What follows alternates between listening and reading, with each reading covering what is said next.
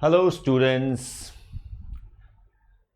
आज मैं एक बड़ा यूनिक सा टॉपिक लेकर आया हूं। शायद काफ़ी सारे कंफ्यूज हो रहे होंगे कि आखिरकार ये टॉपिक का क्या रिलेशन है, क्यों है।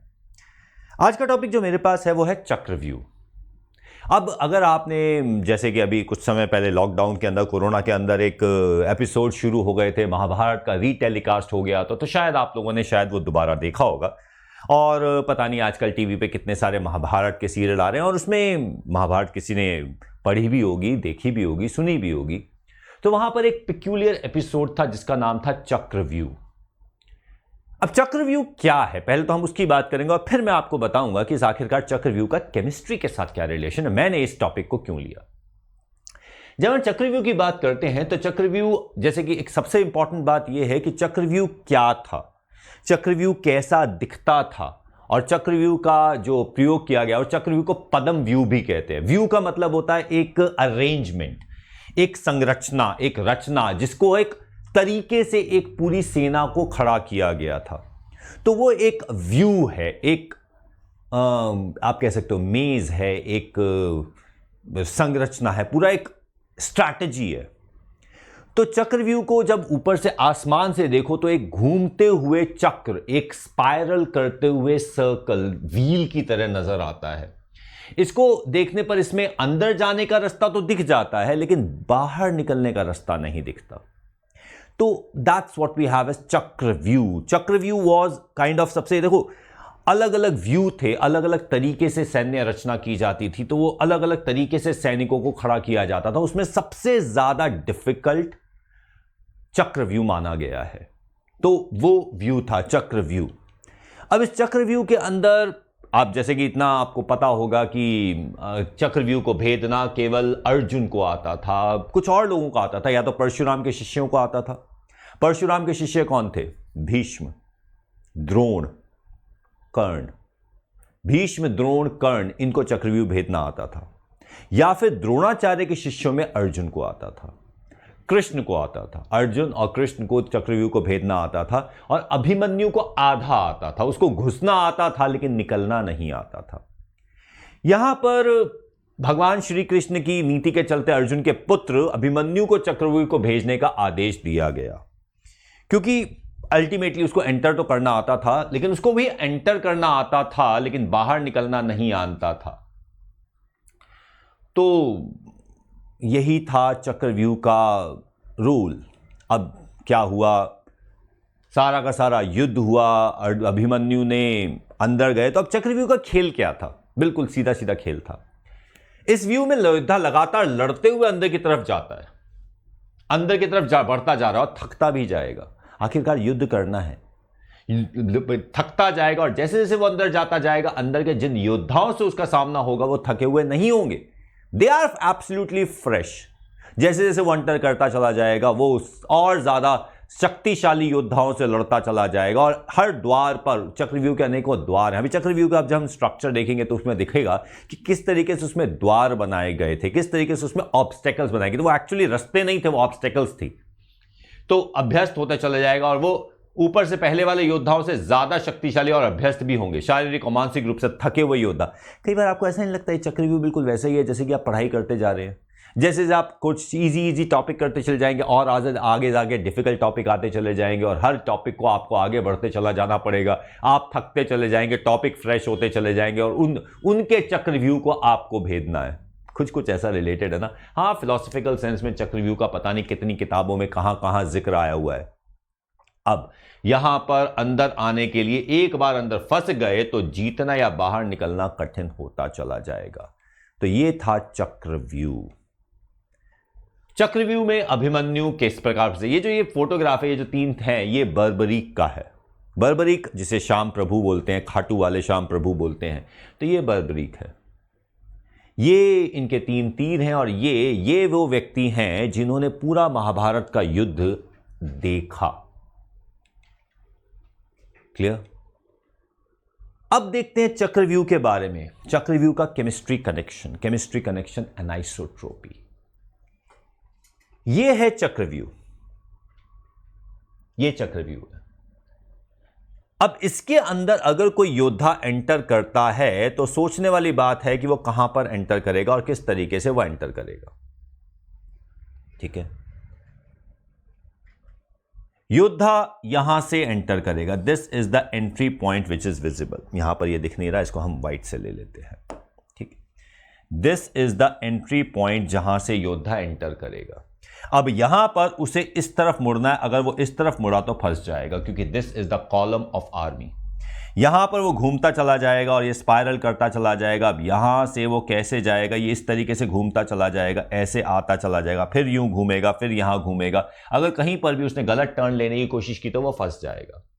और यहां पर इस चक्रव्यूह के ठीक सेंटर में, यहां पर इस सेंटर में बैठा हुआ है जो इस आर्मी का कमांडर है, और वो यहां से पूरी की पूरी आर्मी को कमांड कर रहा है।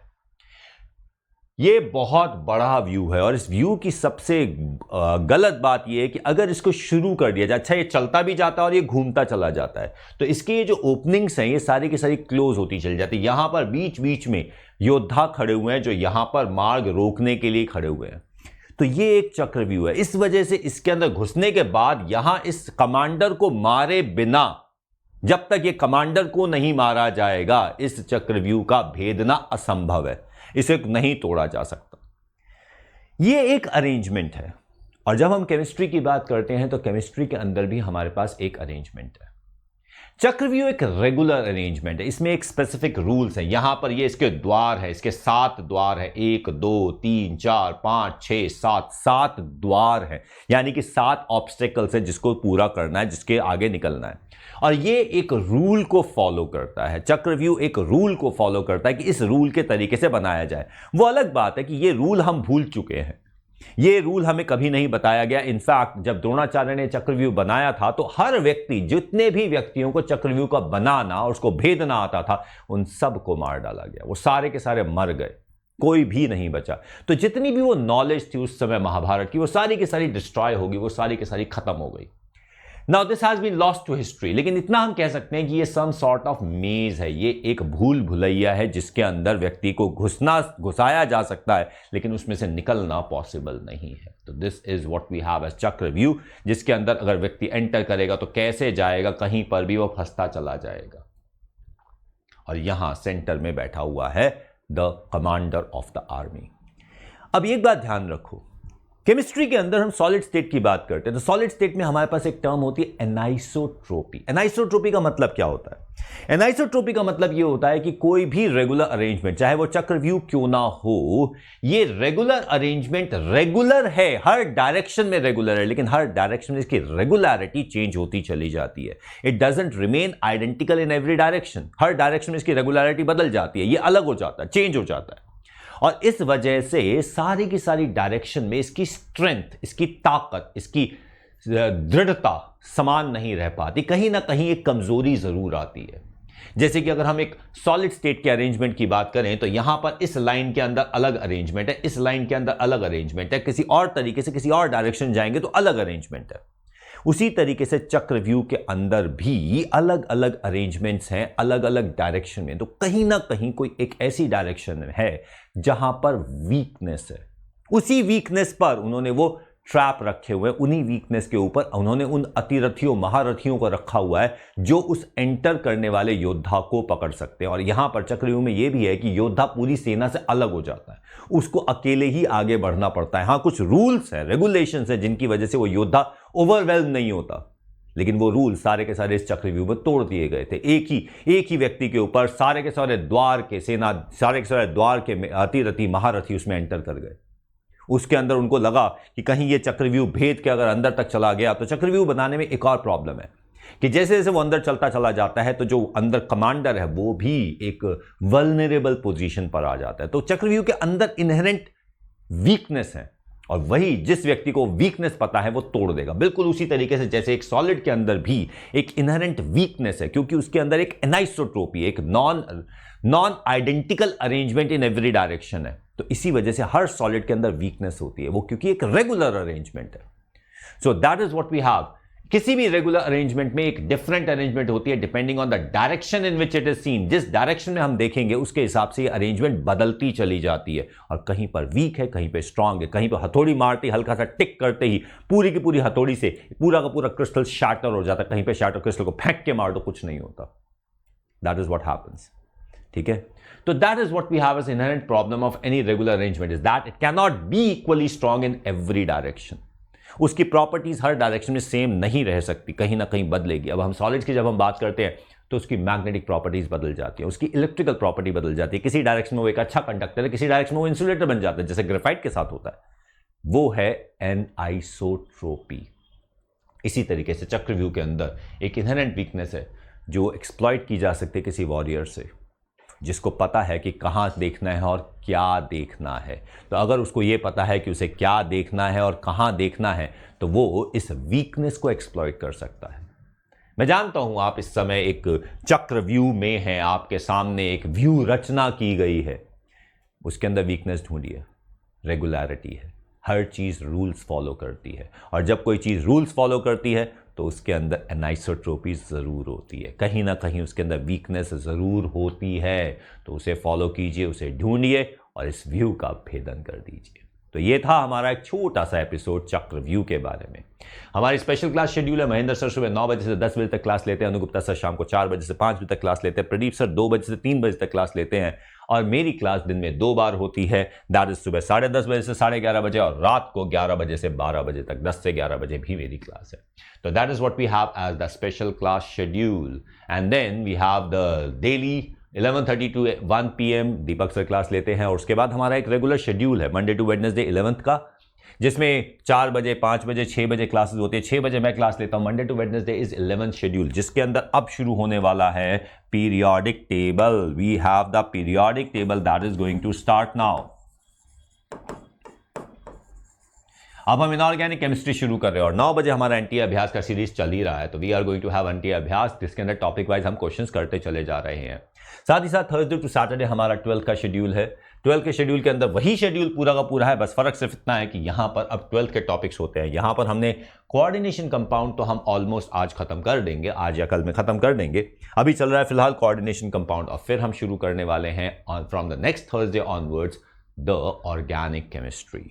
सो यहां पर अब शुरू होने वाला है ऑर्गेनिक केमिस्ट्री।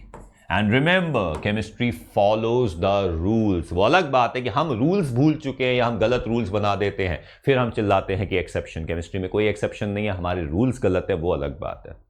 ओके, तो टेलीग्राम चैनल पर हमारे साथ जुड़िए, livedaily.me/chat। यहां पर आपको जितनी भी क्लासेस हो रही है, जितने भी प्रीमियर्स हो रहे हैं, जितने भी सेशंस हम ले रहे हैं, उन सबके लिंक्स मिलते चले जाएंगे। और साथ ही साथ livedaily.me/chat पर अगर आप कोई लेसन मिस कर जाते हैं, कोई सीक्वेंस मिस कर जाते हैं, तो यहां से आप उसे कवर कर सकते हैं।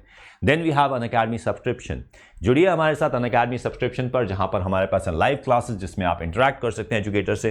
और यहां पर एक आइकॉनिक सब्सक्रिप्शन भी आ गया है, जिसके अंदर आप एजुकेटर से अपने डाउट्स पूछ सकते हैं। You will be assigned to a proper educator, और वहां पर आप उनसे अपने डाउट्स पूछ सकते हैं। It is something like a personal attention that you are going to get. हर टीचर को कुछ स्पेसिफिक स्टूडेंट्स सब्सक्राइब कर दिए जाएंगे, उनको जोड़ दिया जाएगा, and you are going to attach with them. तो यहां पर हमारे पास है लाइव क्लासेस, आप इंटरेक्ट कर सकते हैं एजुकेटर के साथ। यहां पर हमारे पास है लाइव पोल्स और लीडर बोर्ड, और साथ ही साथ है टेस्ट सीरीज और उनके एनालिसिस, और साथ ही साथ हमारे पास है लाइव डाउट क्लियरिंग सेशंस। तो these are very great things about Unacademy subscription. जल्द से जल्द ले लीजिए, प्राइसेस इंक्रीज होने वाले हैं। बहुत जल्द प्राइस इंक्रीज की डेट अनाउंस हो जाएगी। मेरा कहना यह है, अगर आपने लेना है तो 1 ईयर का, 2 ईयर का सब्सक्रिप्शन आपने लेना है, तो उसके अंदर अभी लेना क्यों नहीं? अगर अभी लेते हैं तो भी आपका एग्जाम की डेट तो आराम से कवर्ड है ना, तो उसके लिए क्या प्रॉब्लम है? जल्द से जल्द लीजिए, अभी से यूज करना शुरू कीजिए। You have India's best educator, जिनके साथ आप एसोसिएट हो जाएंगे। मेरे पास 23 इयर्स का टीचिंग एक्सपीरियंस, ये पूरी की पूरी टीम है हमारी। यहां पर एक और टीम है, यहां पर एक और टीम है। There are so many teams of educators. 300 से ज्यादा एजुकेटर नीट पर हैं, 1000 एजुकेटर से ऊपर अनअकैडमी पर हैं। तो आपको जैसे एजुकेटर से पढ़ना है, आप ऐसे एजुकेटर से पढ़ सकते हैं। ऑथर्स हैं, डॉक्टर्स हैं, इंजीनियर्स हैं, टीचर्स हैं विद वेराइड एक्सपीरियंस। कुछ यंग टीचर हैं, कुछ मेरे जैसे ओल्ड टीचर्स हैं, कुछ पुराने तरीके से पढ़ाते हैं, कुछ नए तरीके से पढ़ाते हैं। तो जैसे तरीके से आपको पढ़ना है, वैसा तरीका आपको जरूर मिलेगा। कोई ना कोई टीचर आपसे जरूर वाइब्रेट करेगा, रेजोनेट करेगा। ठीक है, तो करना क्या है, अब देखो एक और बात का ध्यान रखिएगा, प्राइस हाइक हो रहा है अभी फिलहाल। अगर आप ज्वाइन करते तो आप ओल्ड प्राइस पे ज्वाइन कर सकते हैं with 10% of using the code AV Live। Use कीजिए कोड AV Live, 10% ऑफ इस पर भी मिल जाएगा। कैसा भी सब्सक्रिप्शन लीजिए, आइकॉनिक सब्सक्रिप्शन लीजिए, आइकॉनिक सब्सक्रिप्शन में आपको और ज्यादा बेनिफिट हो जाएगा। नाउ करना क्या है, अनअकैडमी लर्निंग ऐप को डाउनलोड करना है, जो कि आप कर ही चुके होंगे। इंस्टॉल करना है, ऑब्वियसली डाउनलोड करके इंस्टॉल करोगे। उसके बाद आप जाओगे अनअकैडमी नीट UG पर। ध्यान रखिएगा, जितने भी हमारे पास जितने भी क्लासेस हो रही है, कोर्सेज हो रही है, वो अनअकैडमी ऐप पर हो रही हैं। कुछ फ्री हैं, कुछ पेड हैं, और साथ ही साथ यहाँ पे क्विज का एक फीचर आ गया जो कि आप खुद भी अरेंज कर सकते हैं और हम टीचर्स के साथ भी जुड़कर ले सकते हैं। तो क्विज करिए, अनअकैडमी नीट UG पर जाइए, प्लस पर जाइए, प्लस पर जाने के बाद गेट सब्सक्रिप्शन पे क्लिक कीजिए और उसके बाद आप जाएंगे यहां पर। अगर आप 2021 का एग्जाम देना चाहते हैं, आप 21 में 12th पास हैं, तो आप यहां पर ज्वाइन कर लीजिए। यहां पर आप 2022 का एग्जाम देना चाहते हैं तो 2022 के लिए 24 मंथ का सब्सक्रिप्शन ले लीजिए। कोड यूज कीजिए AV Live and get the discount on this price. ये प्राइस ऑलरेडी डिस्काउंटेड प्राइस है और इसके साथ भी आपको 10% का डिस्काउंट मिल जाता है। Use the code AV Live and join with us. कोई भी सब्सक्रिप्शन ले लीजिए और उसके साथ प्राइस आपको और कम हो जाएगा। ठीक है, so here we have the codes, और यहां पर आप नीट के लिए यूज कर सकते हैं, जेई के लिए, 9th के लिए, 10th के लिए, 11th के लिए, 12th के लिए, इन सब के आइकॉनिक सब्सक्रिप्शन के लिए किसी के लिए भी यूज कीजिए। You are going to get 10% discount by using the code AV Live। Subscribe जरूर कर लीजिएगा हमारे चैनल को और साथ ही साथ ये बेल आइकन को प्रेस कर लीजिए जिससे कि आपको सारे के सारे नोटिफिकेशन मिलते चले जाए। लाइक एंड शेयर, ऑब्वियसली जब आप इसको शेड्यूल को देखेंगे, इस पर्टिकुलर एपिसोड को देखेंगे, तो आप जरूर दूसरों से कहेंगे कि भैया महाभारत के अंदर चक्रव्यूह में क्या था और केमिस्ट्री में क्या रिलेशन है। तो चलिए बताइए। PDF नोट्स, जितने भी नॉर्मल सेशंस होते हैं उनके PDF नोट्स आप यहां से डाउनलोड कर सकते हैं। तो यूज कीजिए कोड AV Live और मुझे कमेंट सेक्शन में जरूर बताइएगा कि आपको ये कैसा लगा एपिसोड, जिससे कि मैं इससे और भी बेहतर और भी अच्छे इसी तरीके के दूसरी तरीके के एपिसोड्स बना सकूं। मिलते हैं अगली क्लास में। Bye bye.